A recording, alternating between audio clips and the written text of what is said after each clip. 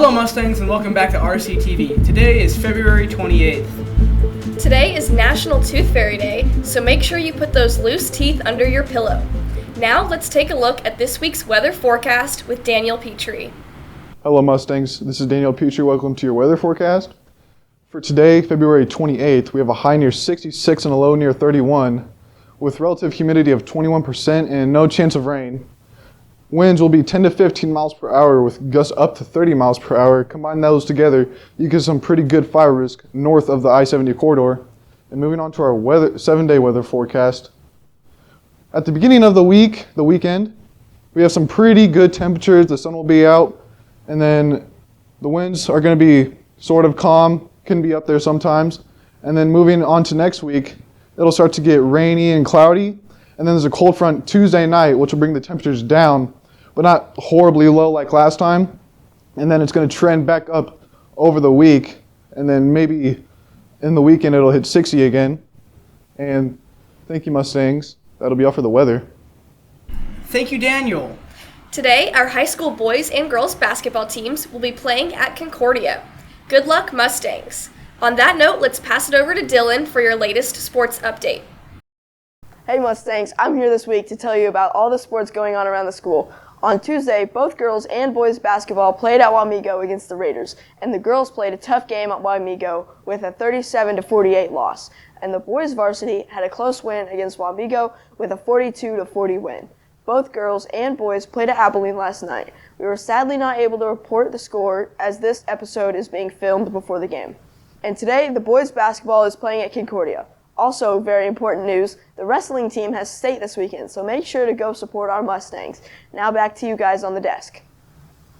Thank you, Dylan. We'd also like to give a quick shout out to rchoofprint.org and the Mustang Rewind podcast. These are great programs run by the journalism department, featuring the latest news and stories on the RC Hoofprint and some awesome podcasts on the Mustang Rewind. Next, let's head over to Koda's Korner, where she'll be talking to Miss Armstrong about cheer. Koda, take it away. Nice catch, cheer. Not my name, quarterback. It's actually Miss Armstrong.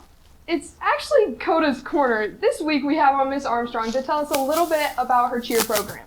So Miss Armstrong, can you tell us a little bit about your latest cheer competition and kind of how that went? Yeah, so our cheer program here has never been to a competition before.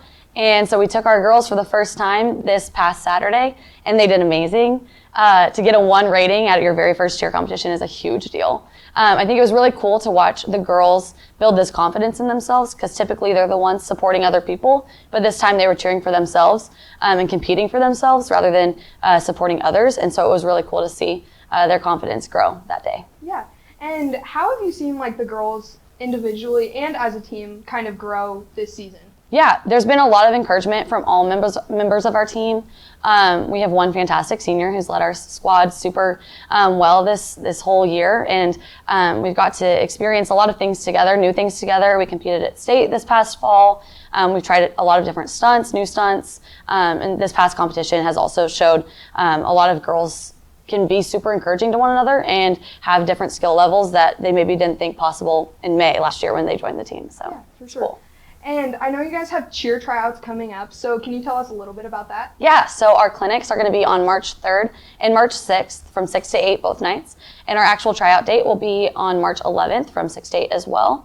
There's going to be a plethora of different things that they're going to need to have for tryouts, like jumps, individual cheer, a group cheer, a band dance, and a fight song. If you have any tumbling, that can also be there as well. But yeah, clinics are to prepare you for all those things. And if anybody wants to come talk to me about it, I'm in room 112, and I have lots of information for you. So. And if anyone like who's watching is considering doing cheer, what would you say to them? Like if they're just kind of on the edge or don't know if they should do it or not? Yeah, if anybody watching is listening to this, I think I would say go for it. And you never know until you know. And it's a great opportunity. It's a great team. There's lots of confidence building. There's lots of energy. There's lots of encouragement. And it really does create a really good, strong community. And I think if you have any sort of interest, I say go for it. Well, thank you so much for your time. And back to you guys at the desk. Thank you, Miss Armstrong. Did you know that almost 90% of teens know someone who struggles with substance abuse? A small group from HOSA is hosting a fundraiser to help local teens recover from substance abuse and raise awareness. If you want to help, talk to Avery Adams, Madeline Leapsch, and Livia Nippert. You can also reach out to Mrs. Luters or Miss Brummett for more information. And finally, let's head over to Mr. Sweetman to talk about all things Scholars Bowl. Big things is, being a first-year Scholars Bowl coach, just getting back into we know now, and we knew before, but just reminding us the types of questions that are going to be asked, the basics, like the keywords to look out for, so that when you hear this keyword, this is probably going to be the answer, that kind of thing. The biggest challenge that I faced, honestly, is a little bit of confidence. Confidence is kind of key. You have to have confidence to ring that buzzer, because once you click that buzzer, all eyes are on you, and it's up to you to get. You can either get it right or wrong, obviously. And sometimes, if you interrupt and you get it wrong, you can cost yourself some points. So a little bit of confidence. Like once you press that buzzer, you get like a little, your little heart skips a beat a little bit, and you're like, oh shoot, do I actually know this? But most of the time, it works out, and and if you get it wrong, it's part of the game, and. Your teammates are like, oh, well, good guess, and you move on. So a little bit is like you don't doubt yourself. Like no double thinking, no hesitance. But otherwise, it's once you get confidence figured out, and like once you miss a couple, you're like, oh well, it's not the end of the day. Like everyone misses questions. No one's perfect. Buzzing in and getting it wrong is not the end of the world, because we have a lot of people that don't like to buzz in because they're afraid to be wrong, and that prevents them from buzzing in and ever getting anything right. What I learned is you got to have trust in your teammates. Like every time the math section came up, I'm not the biggest math geek. Like honestly, math isn't really my thing. Like I'm okay at it, but I don't prefer it. So you just gotta have to trust each other. Like when someone else buzzes in, and like if this is their niche spot, you're like, let them have it. You don't want to, be over like, oh, I got this, like let it all to me. You don't want to be like cocky or think it all evolves around you. You gotta have trust in your teammates. And another thing is, if you lose a round, you gotta keep your head up and like don't beat yourself up, because you got another round coming.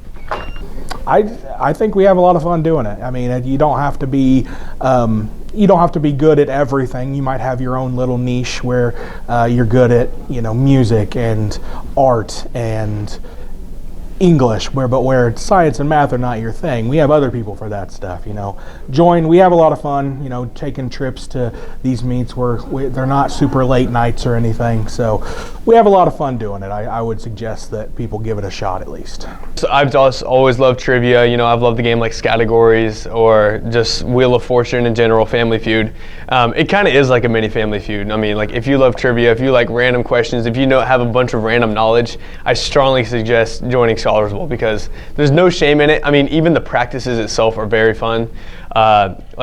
Literally practice is 2 mornings a week, and you play trivia. You just use random questions. You just go down the line, answer the questions, and win. Sometimes there's donuts. Sometimes we bring chocolate milk and stuff, and it's a good time. If you have general knowledge, if you have nothing to do in the mornings, I recommend Scholars Bowl. I mean, you don't have to pay. If you go to meets, you do good. You get medals, you get plaques, and you can end up getting second in the state. So, just anyone who's ambitious and has some general knowledge or thinks they've got some smarts, just even if you don't, you're going to learn some things. Like I've learned a ton of facts that I had no clue about, and that's the thing. Every question you don't get wrong, you learn. So, and those questions can reappear in future meets, and then you know them. So, yeah, anyone, if you want to go out for Scholars Bowl, if you love trivia, if you have some smarts, if you have some skills, or if you just want to have fun, just follow the Scholars Bowl. It's good, some trivia. Thank you, Mr. Sweetman. That's all for this week, Mustangs. Have a great week. And remember, have fun.